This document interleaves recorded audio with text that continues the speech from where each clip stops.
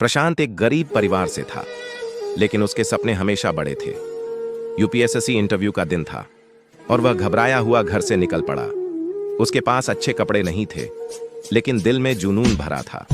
रास्ते में चलते चलते अचानक एक कार कीचड़ उछाल देती है और उसके सारे कपड़े गंदे हो जाते हैं। वह घर लौटने का सोच ही रहा होता है कि तभी उसकी माँ का फोन आता है। बेटा, इंटरव्यू हो गया क्या?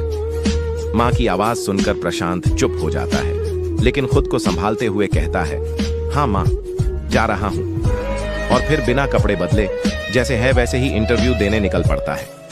ऑफिस पहुंचकर वह देखता है कि बाकी उम्मीदवार उसे गंदे कपड़ों में देखकर हंस रहे हैं, लेकिन प्रशांत चुपचाप जाकर उनके बीच बैठ जाता है। हॉल में अब केवल 3-4 ही लोग बचे थे कि तभी उसका नाम पुकारा जाता है। वह डरते हुए अंदर जाता है, कपड़े कीचड़ से भरे हुए, जूते गंदे, लेकिन दिल में हिम्मत और ईमानदारी भरी हुई।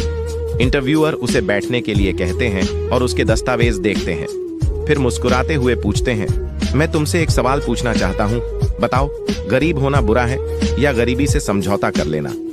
बाकी उम्मीदवार इस सवाल का जवाब नहीं दे पाए थे, लेकिन प्रशांत बिना रुके कह देता है, सर, गरीब होना बुरा नहीं होता, उम्मीद खो देना बुरा होता है। कमरा कुछ सेकंड के लिए शांत हो जाता है। इंटरव्यूअर खड़े होकर कहते हैं, प्रशांत, तुम कल से ज्वाइन कर सकते हो।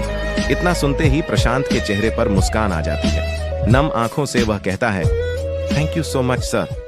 और उस पल वह साबित कर देता है कि इंसान की पहचान उसके कपड़ों से नहीं, बल्कि उसकी सोच, उसकी हिम्मत और उसके संघर्ष से होती है।